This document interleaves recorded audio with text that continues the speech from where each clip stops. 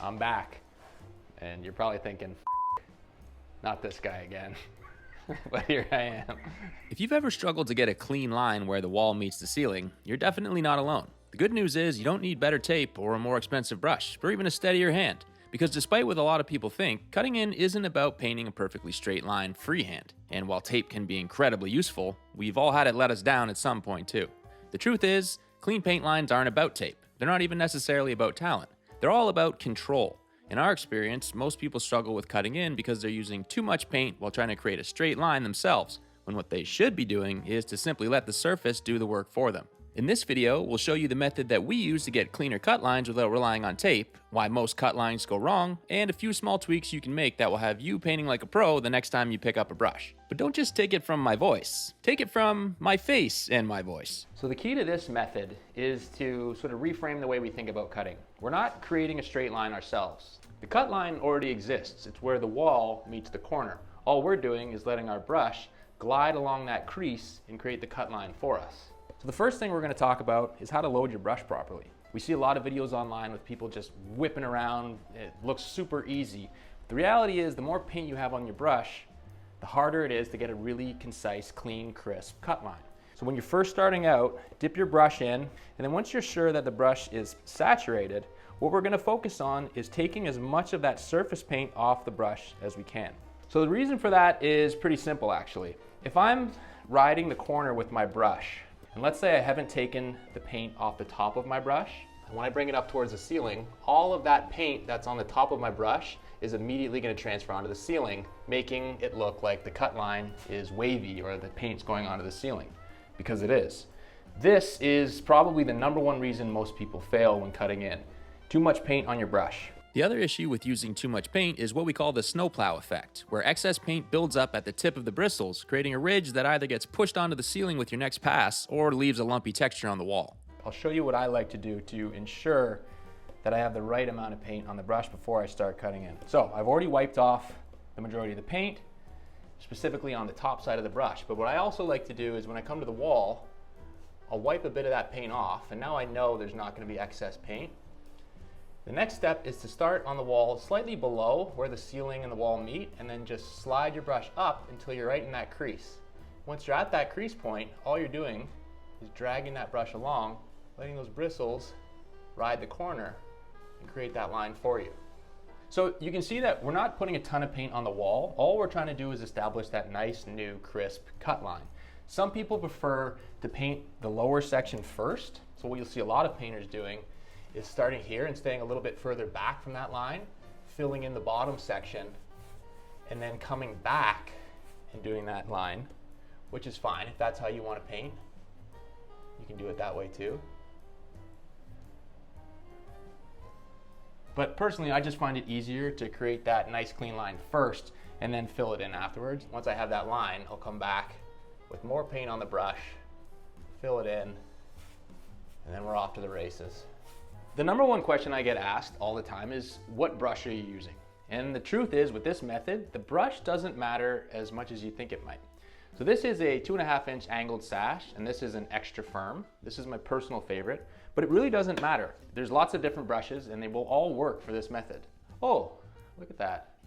Thank you. Here I've got a 3-inch straight or flat brush. You can see that the bristles are cut straight across and that there's a lot more of them. I've also got a 2-inch straight brush with softer, more flexible bristles and another 2.5-inch angled sash brush with a thicker profile than the one I'm currently using. But I'm going to show you, I'll use this 3-inch brush that's a little bit thicker and doesn't have an angled sash. I'll show you how you can get the same technique to the same effect with a different brush.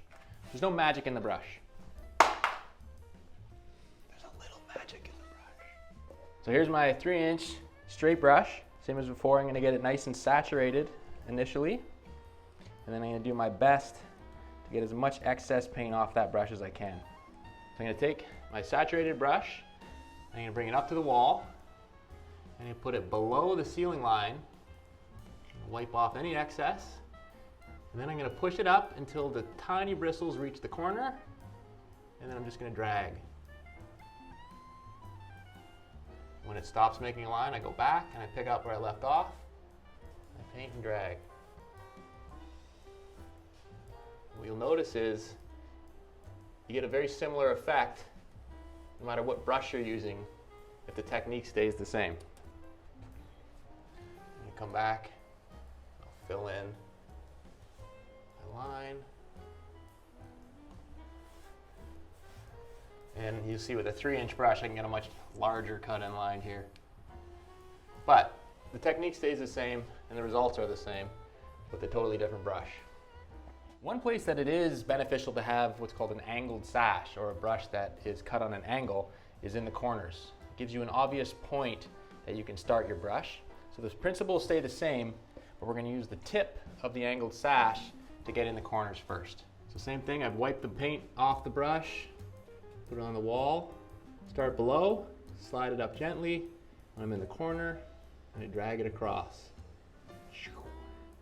Just like Mama taught you. What? Boom, boom. Get most of that paint off, then I'm going to slide the bristles up, and drag it across, just like so. Nothing to it. It's not magic, it's not a trick. It's not even very skillful. You'll see. So one other thing we like to do when cutting in is to blend in our cut line, or what's known as texturize our cut line, so that where we cut in, as much of that section blends in with the roller texture that's going to be on the rest of the wall. And to do that, we use what's called a mini roller. And it looks like this. It's basically your mega roller, just a little baby version.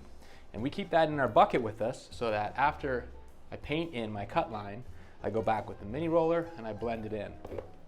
I'll show you. Dip, I wipe off the excess, wipe off a bit more on the wall, place my brush below, slide it up, and then drag it across, right in the crease of the wall. Okay, so now I've established my line. Now I'm going to bring some more paint on there. I'm going to bring that line a little further down the wall, like so. And now, what we would normally do is take a mini roller, and now I'm going to texturize that section as close to the ceiling as I can without getting any on the ceiling, so that when I roll this wall, it blends right in. The technique obviously also works around things like windows or door casing. I'm going to put my brush in the corner, I'm going to ride it down.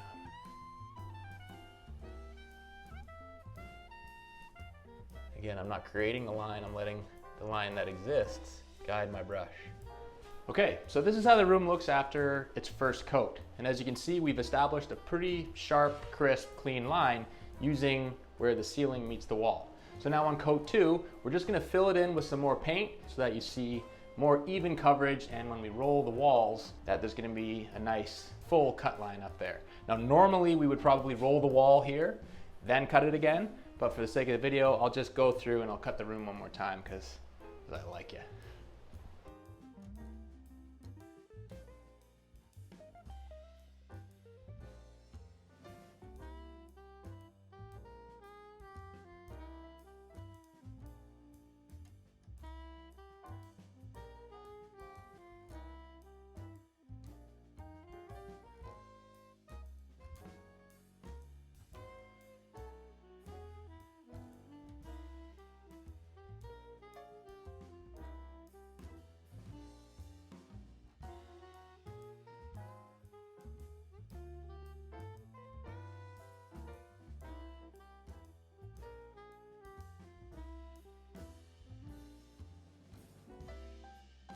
Okay, so there you go. Now you know how to get clean, crisp, professional cut lines without relying on tape or trying to draw a straight line freehand.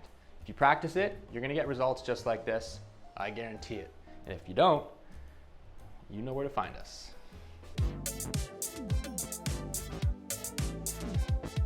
Anyone can achieve results like this that have your friends and your family going, who painted that? Who'd you hire? And you say, you're looking at him or her.